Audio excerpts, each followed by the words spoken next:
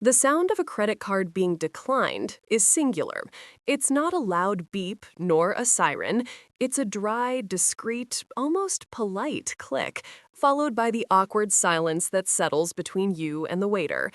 But when that silence happens at Le Bernardin in Manhattan during a business lunch with three senior Deloitte partners who are deciding whether to promote you to Director of Forensic Auditing, that click sounds like the cocking of a gun pointed at your head. Miss Morgan, the waiter whispered, leaning in so only I could hear, holding my black American Express Platinum card as if it were a dead bird. The machine indicated retain card. The issuer requests that you contact the fraud department immediately. I felt the blood drain from my face, pooling in my feet, leaving my hands cold and tingling. I am Alice Morgan. I am the woman who organizes her spices alphabetically. I am the auditor who found a 3-cent discrepancy in the accounts of a multinational pharmaceutical company. I have never missed a payment in my life. My credit score was 850, perfect, pristine, a statistic I polished with the same fervor other women polished diamonds. It must be a system error, I said, maintaining my professional smile, though my stomach was tied in knots. I pulled my backup debit card from my Celine bag. Try this one, please. The waiter returned 2 minutes later. His expression was one of pure pity. Also declined, miss. Insufficient funds. Insufficient funds. In that account were my 10 years of savings. There was the down payment money for the Upper West Side apartment. There was $800,000 net dollars. I had to excuse myself. I had to let my boss pay the $400 bill, enduring the irresponsible look he gave me, the kind of look that kills careers before they even begin. I rushed to the marble restroom, locked the door, and dialed the bank's number. Mrs. Morgan, the fraud department agent said, her voice tense. Thank God you called. We've been trying to contact you for 3 days, but the number on file was changed. Changed? My voice echoed on the cold tiles. I didn't change anything. Why are my cards blocked? Because of suspicious activity, ma'am. The boat purchase in Miami on Tuesday, the penthouse rental at the Soho Grand Hotel, and, of course, the liquidation transfer of investment funds to the account in the Cayman Islands last night. The system triggered a red alert when they tried to withdraw another $50,000 in cash at a Brooklyn branch this morning. The world spun. The bathroom mirror reflected the image of a pale blonde woman with an impeccable bob cut, wearing a conservative gray suit. But the image was distorted, as if I were looking at a reflection in water and someone had thrown a stone. I'm not in Miami, I whispered, feeling the nausea rise. I didn't buy a boat. I'm at work. Ma'am, the person who made the transactions had your identity. They had your passwords. And according to the security cameras at the branch we just reviewed, she has your face. Bella. The name hit my mind like a physical punch.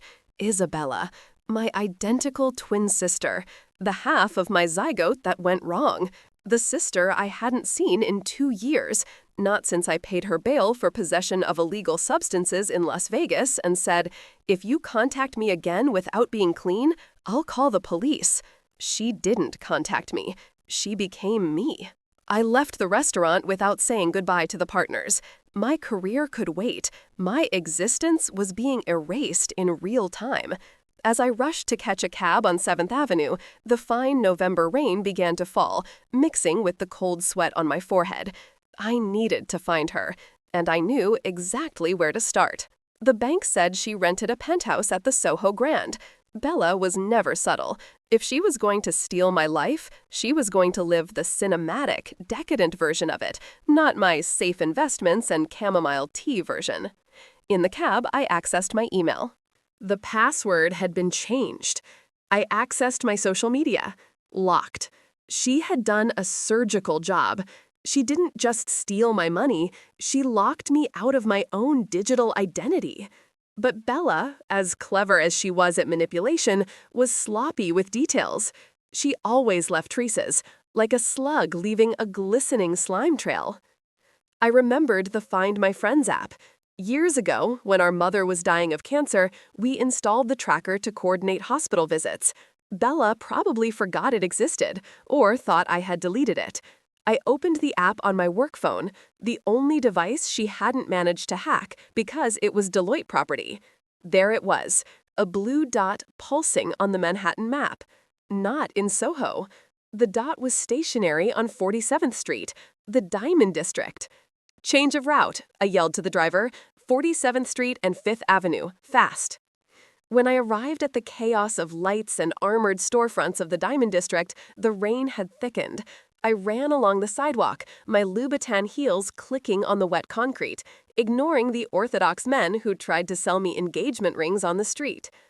I saw her exiting a store called Golden Ice. It was like seeing a ghost. Or worse, it was like seeing myself in a distorted funhouse mirror.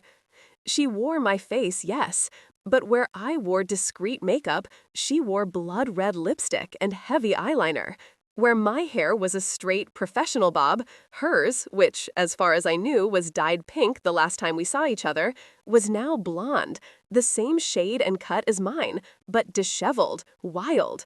She wore a white fur coat, probably bought with my money, over a gold sequin dress at 2 in the afternoon on a Tuesday. She was laughing, holding a silver briefcase. Beside her, 2 men. They weren't salespeople. They were big, wore cheap leather jackets, and had that aura of contained violence you learn to recognize when you grow up with a sister addicted to trouble. "Alice!" I yelled. The name escaped my mouth before I could think. I called her by my name, because that's who she was pretending to be. She stopped. Her smile died. She turned slowly. When our eyes met, I saw the shock, but it lasted only a second. It was soon replaced by that amused, manic gleam that always preceded disaster. "Look at this, boys," she said to the muscle beside her, her voice slurred, betraying the cocktail of drugs likely coursing through her veins. "My #1 fan came to ask for an autograph." I walked up to her, ignoring the threatening glare of one of the men. "What are you doing, Bella? You emptied my accounts. You rented a boat? Are you trying to get arrested?" "Bella?" she laughed, throwing her head back. "I don't know who you're talking about, darling. I'm Alice Morgan, senior auditor, model citizen, and I just closed an amazing deal with these gentlemen." She raised the briefcase. "Where's my money?" I demanded, grabbing her arm. The fur coat was soft, but her arm underneath was thin, skeletal. "Your money?" She leaned in, the smell of vodka and expensive perfume hitting me. "Alice, darling, the money was boring with you. It was molding in mutual funds. I freed it, and now I'm going to turn it into something much bigger." "Release Miss Morgan," one of the men said, stepping forward. He wasn't talking to me. He was talking to her, using my name. "It's all right, Boris," Bella said, stroking the man's face with grotesque intimacy. "It's just my twin sister, the black sheep of the family. She's jealous of my success." She flipped the narrative. Of course she did. "Let's go," she said, getting into a black Escalade that pulled up to the curb. "We have a flight to catch." "You're not going anywhere." I tried to hold the door, but Boris pushed me. I fell onto the wet sidewalk, tearing my tights, scraping my knee. "Bye, sis." Bella blew a kiss through the window as the glass went up. "Thanks for the loan. I promise to send you a postcard from Bali, or the moon, wherever we land." The car sped off, splashing dirty gutter water onto my $1,000 suit. I sat on the sidewalk, humiliated, wet, and broke. But as I watched the car's license plate disappear into traffic, my auditor's brain, trained to find patterns and anomalies, registered something emotion had tried to hide: the briefcase. They were exiting a pawn and jewelry shop, not entering. She wasn't buying diamonds, she was selling something, or trading. And the men, they weren't bodyguards. One of them had a neck tattoo, a 3-headed dragon, the Triad, Chinese mafia. Bella wasn't just spending my money on parties, she was laundering money, or paying a debt that went far beyond maxed out credit cards. She was using my clean identity, my impeccable reputation in finance, to legitimize transactions for criminals. If she were caught, I wouldn't just be sued for debts. I'd be arrested for federal money laundering and criminal association. I'd spend the rest of my life in a federal cell while she drank margaritas in a country without extradition. I stood up. The pain in my knee was sharp, but anger was a powerful anesthetic. I couldn't go to the police now. If I did, they'd see the transactions in my name. They'd see that Alice Morgan signed the papers. Until I proved I was the good twin, the damage would be done, my career would be over, and Bella would have time to escape. I needed to catch her. I needed to recover the evidence, and I needed to do it before she got on that plane. She said flight, but the Escalade didn't head towards the tunnels for JFK or Newark. It turned north, towards the Upper East Side, or out of town. I remembered Find My Friends. The blue dot was still active. She was heading north, yes, but not to an airport. She was going to my country house, the cabin in the Catskills I inherited from our father that no one knew I kept, except her. The only place she felt safe when we were children. I checked my phone. The dot stopped. She wasn't going to flee to Bali. She was going to hide, which meant the deal with the triad wasn't over. Or worse, it had gone wrong. I rented a car using an old credit card that was in a desk drawer and, miraculously, she hadn't found to cancel. I drove north. The rain turned into a violent storm as I left the city and entered the winding mountain roads. I arrived at the cabin at dusk. The black Escalade was parked out front, camouflaged among the trees. The house lights were on.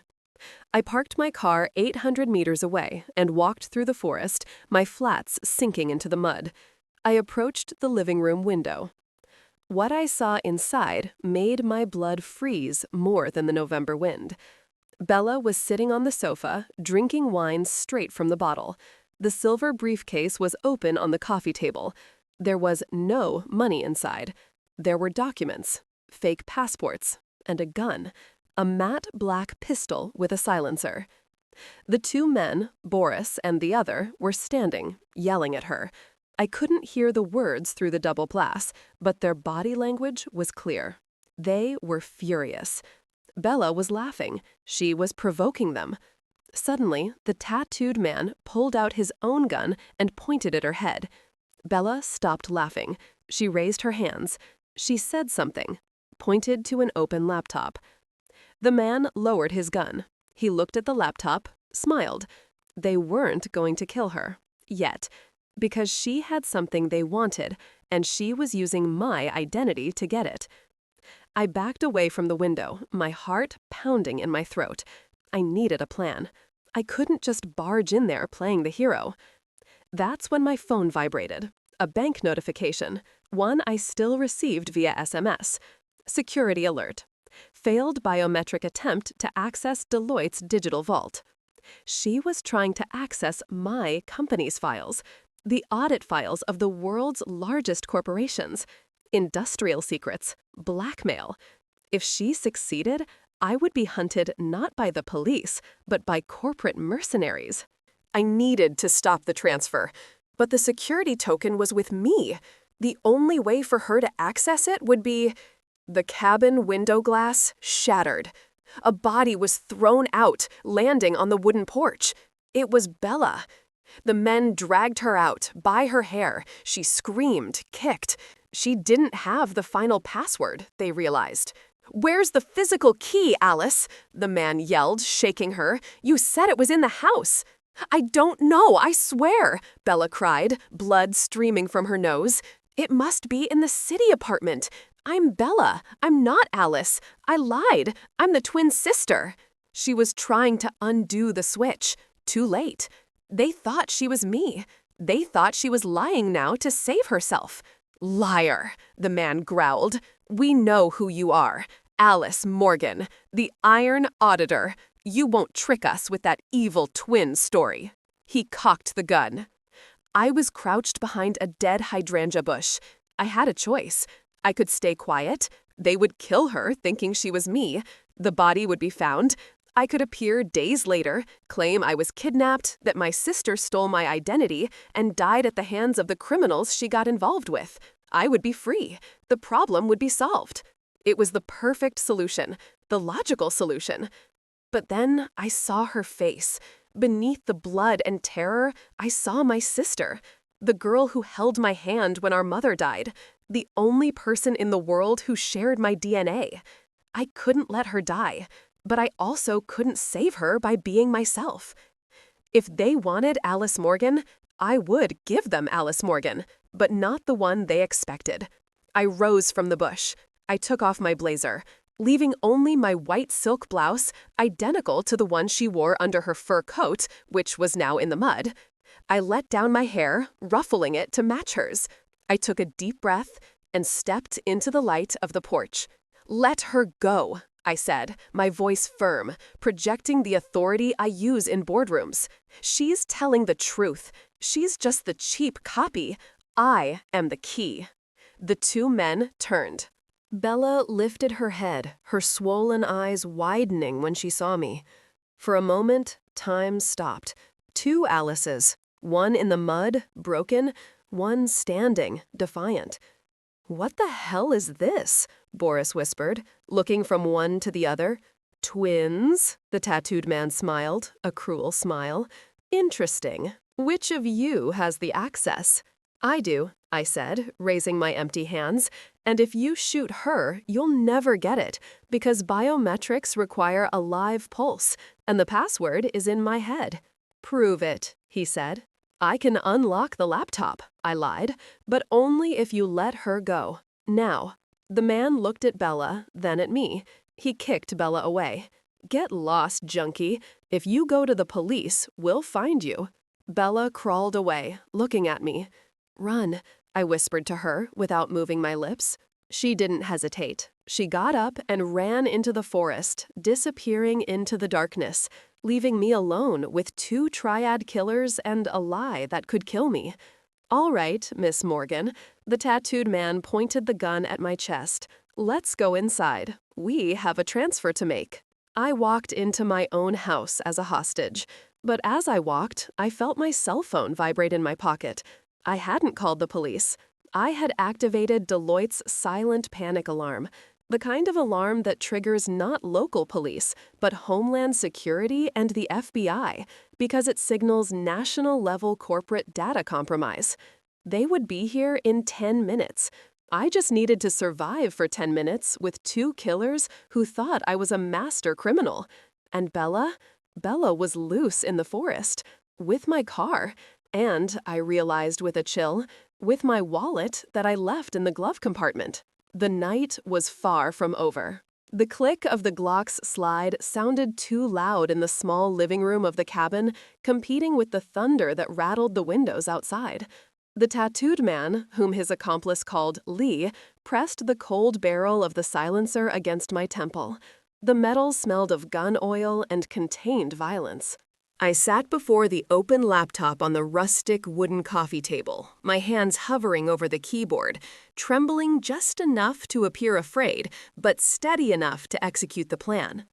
10 minutes, Miss Morgan, Ly whispered, his breath smelling of cheap tobacco and mint.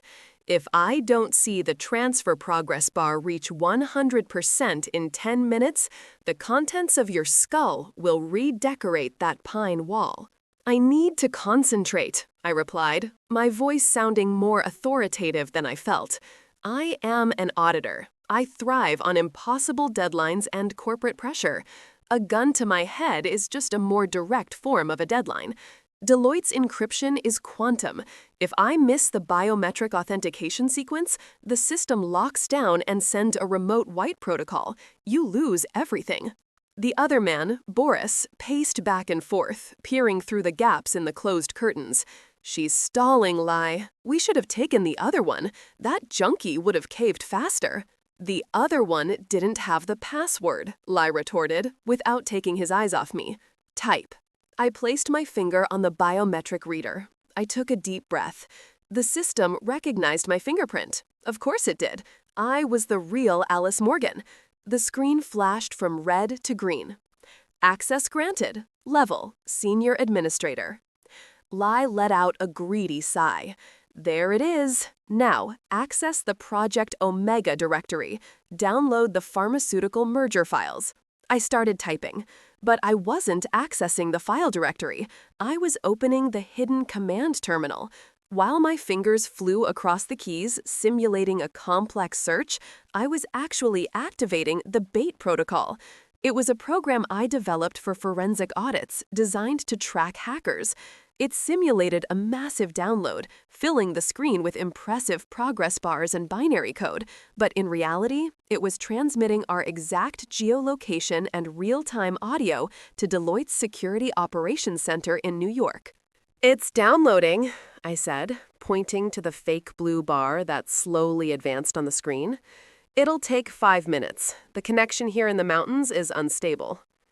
"Better not drop," Boris growled. Silence reigned again, tense and electric.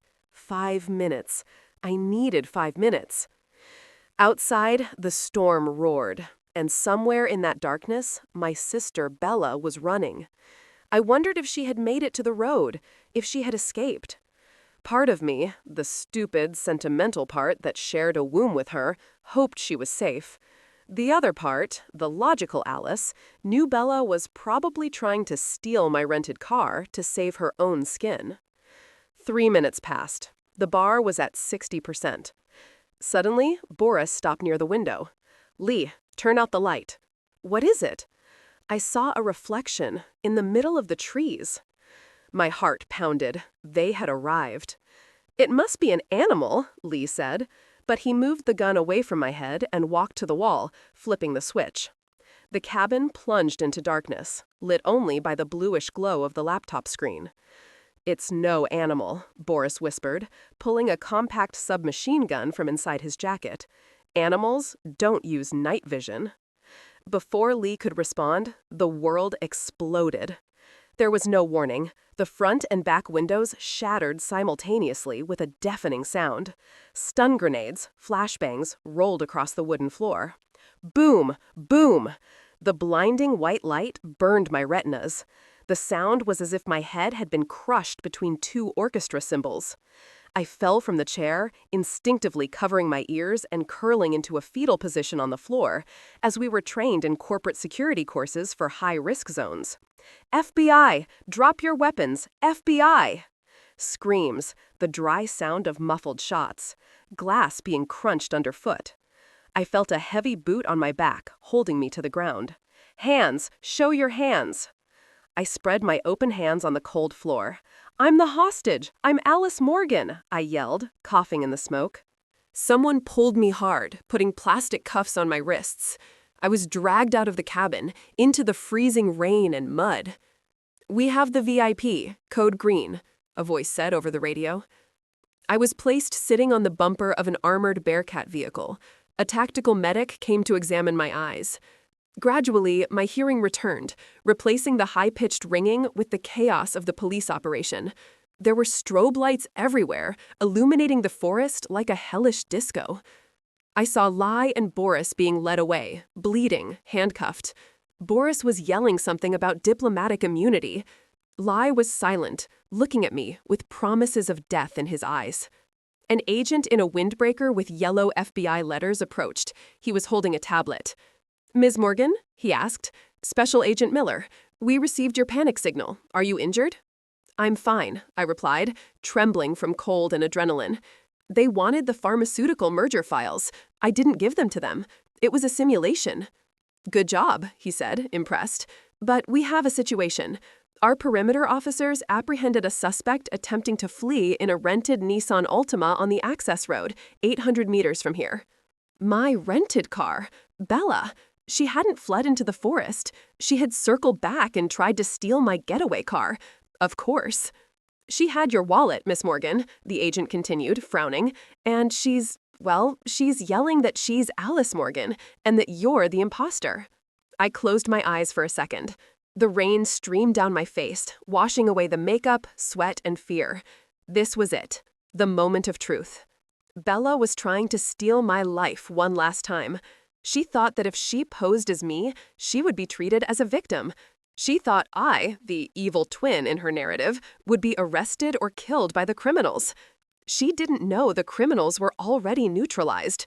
And crucially, she didn't know why the FBI was there. The FBI wasn't there to save a damsel. They were there because Alice Morgan had just triggered a national security alert for corporate espionage. To the system, the person who tried to access the files was the suspect, not the victim, until proven otherwise. If Bella was saying she was Alice, she was claiming authorship of the crime. "Take me to her," I told the agent. We walked to the patrol car parked on the side of the dirt road. Bella was in the back seat, handcuffed. When she saw me approaching, her eyes gleamed with that toxic mix of triumph and despair. The agent opened the door. "Tell them," Bella yelled, pointing at me with her handcuffed hands. "Tell them you're Bella, that you're the junkie who owes money to the mafia. I'm Alice. I'm the auditor. I have the platinum card in my pocket to prove it." She was using my driver's license. She was wearing my fur coat, which she recovered from the mud. She had memorized my social security number and my date of birth. The agent looked at me, then at her. The physical resemblance was perfect. Even with her disheveled hair, we were reflections. "We have an identification problem here," the agent mumbled. "We'll have to take both of you to the station for fingerprints." "No need," I said calmly. "She wants to be Alice? Let her be Alice." I approached the patrol car. I leaned in so Bella could see my face up close. "Are you sure about this, Bella?" I asked softly. "You want to be Alice Morgan?" "I am Alice Morgan," she spat, "and you'll rot in jail for the debts you created, you junkie." She was so committed to the lie that she didn't see the trap. She thought the police were there for the card debts or the mafia trouble. She didn't know about the espionage alert. I turned to the agent. "Agent," I said, loud and clear, "I am Isabella Morgan, the addicted sister. I surrender. I confess that I tried to steal my sister's identity to escape these men." The agent blinked, confused. "Wait, are you saying you're the imposter?" "Yes," I lied. "That woman in the car is the real Alice, the brilliant executive. I am just the genetic flaw." Bella smiled in the back seat, a victorious smile. She thought she had won. She thought I had given up to save her, or that I was too scared. "Understood," the agent said, grabbing his radio. "Central, we have confirmation. The woman in the vehicle is the VIP, Alice Morgan. The woman with me is the suspect, Isabella Morgan." "Great," the agent looked at Bella. "Ms. Alice Morgan, you are under federal arrest." Bella's smile faltered. "Arrested? No, no, I'm the victim. You came to save me." "Save?" the agent chuckled humorously. "Ma'am, your biometrics were used to attempt to access and sell state secrets and intellectual property valued in billions. The alert that brought us here was triggered by your login attempt. You are the primary suspect in an investigation of corporate espionage and international money laundering with the Triad. You have the right to remain silent." The color drained from Bella's face so fast she looked like a corpse. "No!" she screamed, struggling. "No, I didn't do it. It was her. She was on the computer. I don't know the password. I'm Bella. I'm Bella. I just stole the credit card. I just bought a boat. I'm not a spy." "Now you're Bella?" The agent shook his head, tiredly. "Make up your mind, ma'am. 5 minutes ago you swore you were Alice and that the card in your pocket proved it. Possession of Deloitte's corporate card places you at the scene of the financial crime. Take her away." "Alice!" Bella yelled at me as the patrol car window went up. "Alice, stop this. Tell the truth. Don't let me go to a federal prison. They'll kill me in there." I stood in the rain, watching the patrol car drive away. The agent turned to me.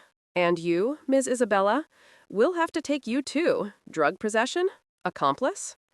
"Actually, agent," I said, pulling my Deloitte employee badge, which had been hidden in the lining, from my wet pants pocket, "I am Alice Morgan." And that woman in the car, well, she just confessed to possession of stolen cards and attempted identity fraud on police recording.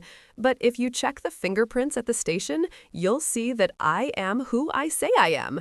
I just wanted her to admit the crime out loud. The agent looked at the badge, looked at me. A slow smile appeared on his face. "Risky move, Miss Morgan." "I work with risk auditing," I replied. It was a calculated risk. The legal process was a bureaucratic nightmare, but truth has a specific weight that lies cannot sustain. At the station, my fingerprints confirmed my identity in seconds. The police body camera video, where Bella yelled, "I am Alice Morgan," while holding my stolen wallet, was the centerpiece of the accusation. She tried to plead insanity, tried to claim I coerced her, but the triad men, Boris and Lee, made plea deals. They confirmed they negotiated with the blonde in the fur coat, Bella, and that she offered to sell Deloitte's secrets in exchange for forgiveness of gambling debts. They confirmed she presented herself as Alice the entire time. Bella was sentenced to 12 years. Bank fraud, aggravated identity theft, conspiracy with a criminal organization. I visited her once, 6 months later. She was thin, her hair had returned to its natural, lifeless brown. She no longer looked like my reflection. She looked like a shadow. "You tricked me," she said over the visiting room phone. "You let me say I was you." "I gave you what you wanted, Bella," I replied, without emotion. "You wanted my life. You wanted my name. You wanted credit for what I built. You got it. You were arrested as the mastermind, Alice Morgan. The press loved the story of the crime executive." "I'm getting out of here," she hissed. "And when I get out—" "When you get out, I'll be a different person," I interrupted her. I sold the apartment, moved cities, changed my face. "What?" "Plastic surgery, Bella. Small adjustments. My nose, my chin." "Nothing drastic, but enough. When you get out, we won't be identical twins anymore. I won't carry your face in the mirror anymore. You'll be the only one with that face. The face of the criminal." I stood up. "Enjoy the fame," I said. "It was the most expensive thing you ever bought with my card." I left the prison. The sun was shining. I got into my new car, a modest, safe model. I looked in the rearview mirror. The small bandage on my nose was still there, from last week's surgery. I was no longer Alice Morgan, the victim. I was just Alice. Unique, singular, and finally free from my own shadow. And you? What would you do if your own image was used to destroy your life? Would you have the coldness to let your sister fall into her own trap? Or would blood be thicker than water? If this thriller of identity and poetic justice hooked you, subscribe to the channel. Leave in the comments, was Bella's punishment fair or too cruel? Remember, your identity is your most precious asset. Protect your passwords, protect your soul. You are stronger than you think.